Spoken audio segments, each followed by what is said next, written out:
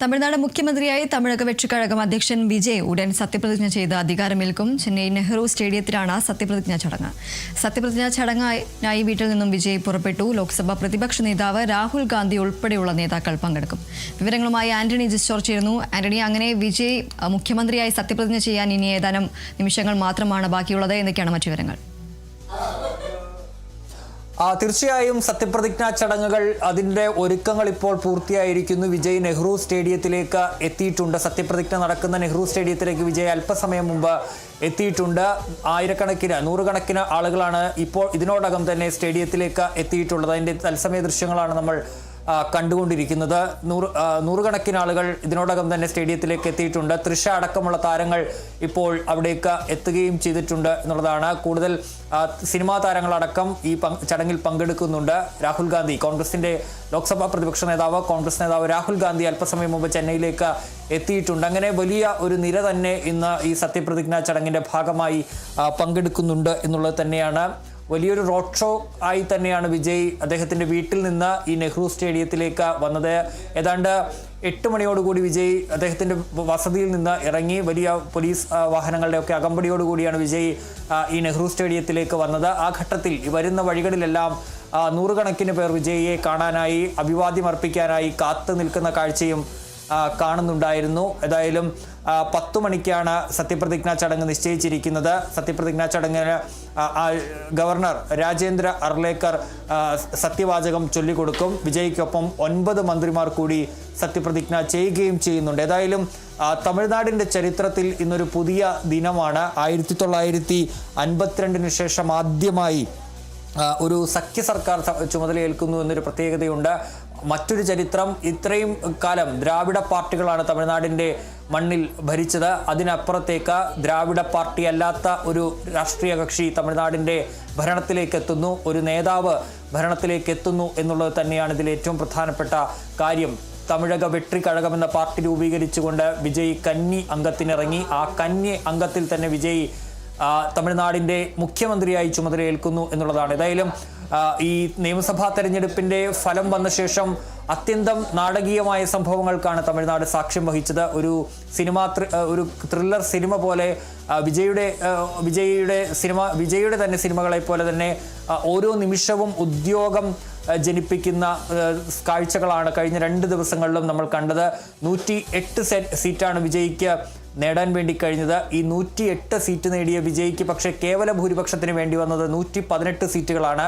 ആ 118 സീറ്റ് തികയ്ക്കുക എന്നുള്ളതായിരുന്നു വിജയ്ക്ക് മുന്നിലുള്ള ആദ്യ കടമ്പ. ഏതായാലും DMK സഖ്യത്തിനൊപ്പം നിന്നിരുന്ന കോൺഗ്രസ്, 5 MLA-മാരുള്ള കോൺഗ്രസ് ഉടൻ തന്നെ TVKയ്ക്ക് പിന്തുണ പ്രഖ്യാപിച്ചു. അവർ TVKയോടൊപ്പം സഖ്യത്തിലേക്ക് ചെല്ലുന്ന കാഴ്ച കണ്ടു. അതിന് പിന്നാലെ തന്നെ ഇടതു പാർട്ടികൾ, 2 വീതം MLA-മാരുള്ള CPI, CPM, VCK ഇവരുടെ പിന്തുണയാണ് വിജയ് തേടിയത്. അതിൽ ഇടതു പാർട്ടികൾ കുറച്ചാലോചിച്ച് ആ തീരുമാനമെടുത്തപ്പോഴും ഇന്നലെ മിനിഞ്ഞാന്ന് കൂടി ആ ഒരു ഉറപ്പ് ലഭിച്ച സാഹചര്യത്തിൽ വിജയ് ഗവർണർ രാജേന്ദ്ര അർലേക്കറെ പോയി കണ്ടു.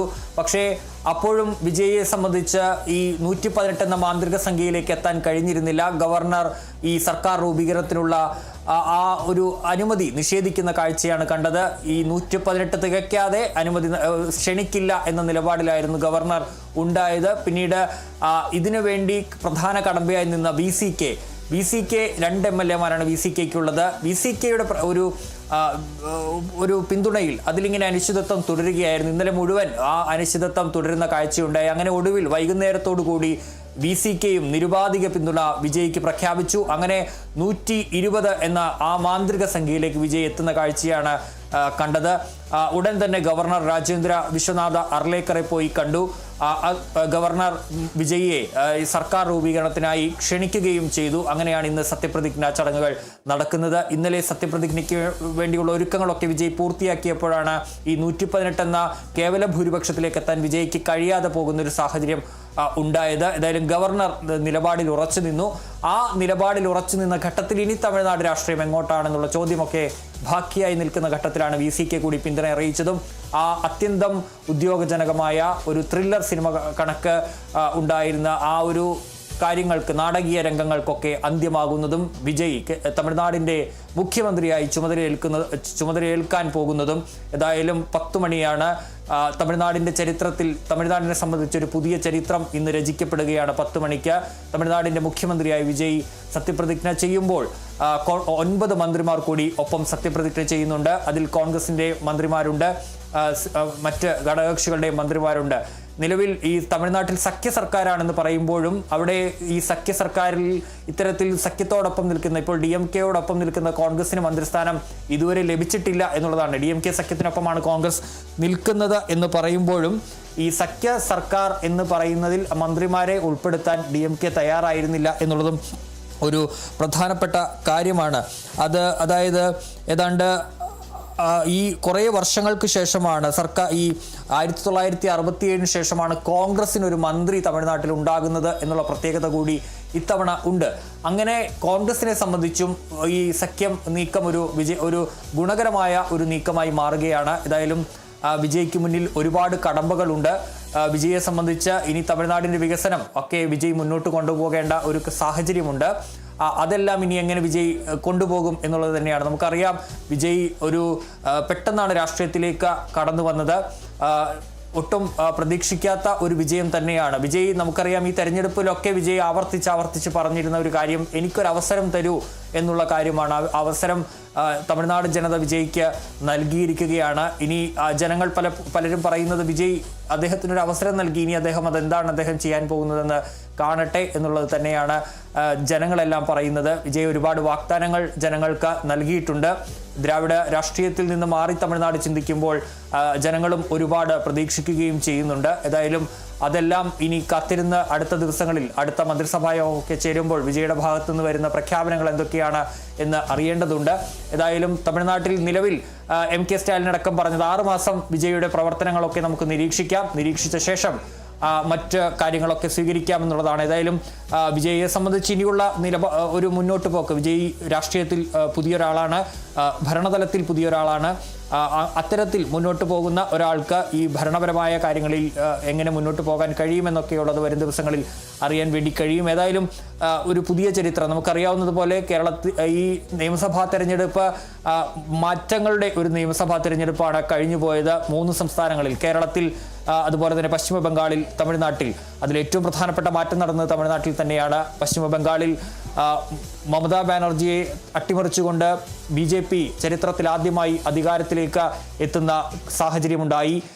തമിഴ്നാടിനെ സംബന്ധിച്ച് ദ്രാവിഡ രാഷ്ട്രീയത്തെ തന്നെ അട്ടിമറിച്ചുകൊണ്ടാണ് TVK, തമിഴക വെട്രി കഴകം എന്ന ആ പാർട്ടി നടൻ വിജയുടെ നേതൃത്വത്തിൽ ഉദയം ചെയ്യുന്നതും അവിടെ ഇപ്പോൾ അധികാരത്തിലേക്ക് എത്തുന്നതും കേരളത്തെ സംബന്ധിച്ച് കേരളത്തിലും ഭരണമാറ്റം ഉണ്ടാകുന്നൊരു സാഹചര്യമുണ്ട്. ഏതായാലും നമുക്കറിയാം, തമിഴക വെട്രി കഴകം എന്ന പാർട്ടി രൂപീകരിച്ചുകൊണ്ട് വിജയ് വന്ന ഘട്ടത്തിൽ കരൂരിലെ വലിയ ദുരന്തമൊക്കെ നമ്മുടെ മനസ്സിലേക്ക് ഉണ്ടാകും. വിജയെ കാണാനായി വിജയ് അന്ന് ആദ്യമായി ആസൂത്രണം ചെയ്ത ഏറ്റവും പ്രധാനപ്പെട്ട പരിപാടി സംസ്ഥാനത്തിലൂടെയുള്ള ഒരു വാഹന ജാഥയായിരുന്നു, ആ ഒരു റാലിയായിരുന്നു. ആ റാലിയിലാണ് കരൂരിൽ വെച്ച് ആൾക്കൂട്ടം വിജയെ കാണാൻ എത്തുകയും വലിയ ദുരന്തത്തിലേക്കൊക്കെ അത് കലാശിക്കുകയും ഏതാണ്ട് 30-ന് മുകളിൽ ആളുകൾ മരിക്കുകയും ഒക്കെ ചെയ്യുന്നൊരു സാഹചര്യം ഉണ്ടായത്. അതിനുശേഷം വിജയ് കുറച്ചു നാൾ അതിൽ നിന്നൊക്കെ മാറി നിന്നു. പിന്നീട് വിജയ് വീണ്ടും ഈ രാഷ്ട്രീയത്തിലേക്ക് സജീവമായി റാലികൾ, പൊതുയോഗങ്ങളൊക്കെ നടത്തി വിജയ് സജീവമാകുന്ന കാഴ്ച പിന്നീട് നമ്മൾ കണ്ടു. അതിനുശേഷമാണ് വിജയ് നിയമസഭാ തെരഞ്ഞെടുപ്പിൽ, അന്ന് വിജയ് പറഞ്ഞിരുന്നത്, ഈ ഓരോ മണ്ഡലങ്ങളിലും ഈ TVK മത്സരിക്കുന്ന എല്ലാ മണ്ഡലങ്ങളിലും മത്സരിക്കുന്നത് വിജയ് തന്നെയാണ് എന്നുള്ളതാണ്. ഓരോ പൊതുയോഗങ്ങളിലും വിജയ് ആവർത്തിച്ച് പറഞ്ഞിരുന്ന ഒരു കാര്യം. അതായത് ഞാൻ തന്നെയാണ് എല്ലാ മണ്ഡലങ്ങളിലും മത്സരിക്കുന്നത് എന്നുള്ള കാര്യമാണ്. അങ്ങനെ വിജയ് 2 മണ്ഡലങ്ങളിൽ അവിടെ മത്സരിച്ചു. പെരുമ്പൂരും തിരുച്ചിറപ്പള്ളി ഈസ്റ്റിലും 2 മണ്ഡലങ്ങളിലും വലിയ വിജയം വിജയ്ക്ക് ജനങ്ങൾ നൽകുകയും ചെയ്തു. വിജയ്ക്കൊപ്പം നിന്ന ആളുകളും വൻ വിജയം നേടി. 108 സീറ്റുകളുമായി TVK അധികാരത്തിലേക്ക് എത്തുന്ന കാഴ്ചയാണ് കണ്ടത്. ഏതായാലും ഇനി അല്പസമയത്തിന് മാത്രമുള്ള കാത്തിരിപ്പാണ് ഉള്ളത്. എല്ലാ ഒരുക്കങ്ങളും അവിടെ പൂർത്തിയായിട്ടുണ്ട്. അല്പസമയത്തിനകം 10 മണിക്കാണ്, കൃത്യം 10 മണിക്കാണ് സത്യപ്രതിജ്ഞാ ചടങ്ങുകൾ നിശ്ചയിച്ചിരിക്കുന്നത്. ഇതിനോടകം തന്നെ വിജയ് എത്തിയിരിക്കുന്നു. അതിഥികൾ ഓരോരുത്തരായി ഈ നെഹ്റു സ്റ്റേഡിയത്തിലെ പ്രത്യേകം ഒരുക്കിയിരിക്കുന്ന വേദിയിലേക്ക് എത്തിക്കൊണ്ടിരിക്കുന്നു. തൃഷ അടക്കമുള്ള സിനിമ താരങ്ങളുണ്ട്. ഏതായാലും ഇനി വിജയ് രാഷ്ട്രീയത്തിൻ്റെ ഭാഗമാണ്. അദ്ദേഹം നേരത്തെ തന്നെ പ്രഖ്യാപിച്ചിട്ടുണ്ട് സിനിമയ്ക്ക് ഇനിയില്ല.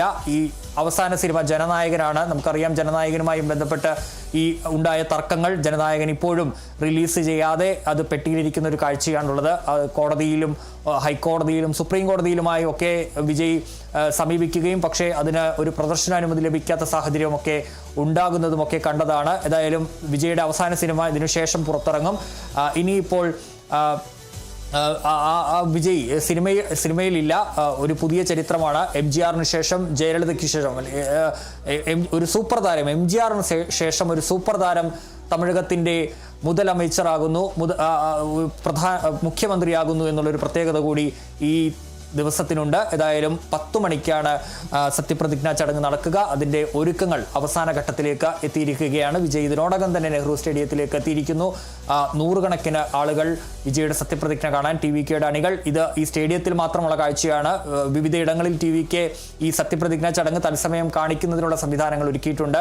അവരുടെ പാർട്ടി ഓഫീസുകളിലൊക്കെ ആരാധകർ എത്തി ഇത് കാണാനുള്ള ഒരു ക്രമീകരണങ്ങളും ഒരുക്കി. അങ്ങനെ തമിഴ്നാടൻ TVK ഫാൻസ്, TVK അണികൾ, വിജയെ ആരാധിക്കുന്നവരൊക്കെ വലിയ ആഘോഷമാക്കി മാറ്റാനുള്ള ഒരുക്കത്തിൽ തന്നെയാണ് തമിഴ്നാട്ടിൽ. തീർച്ചയായും ഏതായാലും അല്പസമയത്തിനകം തന്നെ വിജയ് തമിഴ്നാടിൻ്റെ മുഖ്യമന്ത്രിയായി സത്യപ്രതിജ്ഞ ചെയ്ത് അധികാരമേൽക്കും. അതോടൊപ്പം തന്നെ 9 മന്ത്രിമാരും ഇന്ന് അധികാരമേൽക്കുകയാണ്. 59 വർഷത്തെ ദ്രാവിഡ കക്ഷിയുടെ നേതൃത്വത്തിലല്ലാതെ ഒരു സർക്കാർ തമിഴ്നാട്ടിൽ അധികാരത്തിൽ വരുന്ന ഒരു ചരിത്ര നിമിഷം കൂടിയാണ്. ഏതായാലും അല്പസമയത്തിനകം തന്നെ വിജയ് സത്യപ്രതിജ്ഞ ചെയ്ത് അധികാരമേൽക്കും. ചെന്നൈയിലെ നെഹ്റു സ്റ്റേഡിയത്തിലാണ് സത്യപ്രതിജ്ഞ ചടങ്ങ് നടക്കുന്നത്. വിജയ് അടക്കം ഉള്ള താരങ്ങളടക്കം ഇപ്പോൾ ഈ ഒരു സ്റ്റേഡിയത്തിലേക്ക് എത്തിച്ചേർന്നിട്ടുണ്ട്. റോഡ് ഷോ മാർഗമാണ് വിജയ് ഈ ഒരു സ്റ്റേഡിയത്തിലേക്ക് എത്തിച്ചേർന്നത്. ലോക്സഭ പ്രതിപക്ഷ നേതാവ് രാഹുൽ ഗാന്ധി ഉൾപ്പെടെയുള്ള നേതാക്കളും ഈ ഒരു ചടങ്ങിന്റെ ഭാഗമാകാനായി എത്തും. ആന്റണി ജോർജാണ് വിവരങ്ങൾ നൽകിയത്.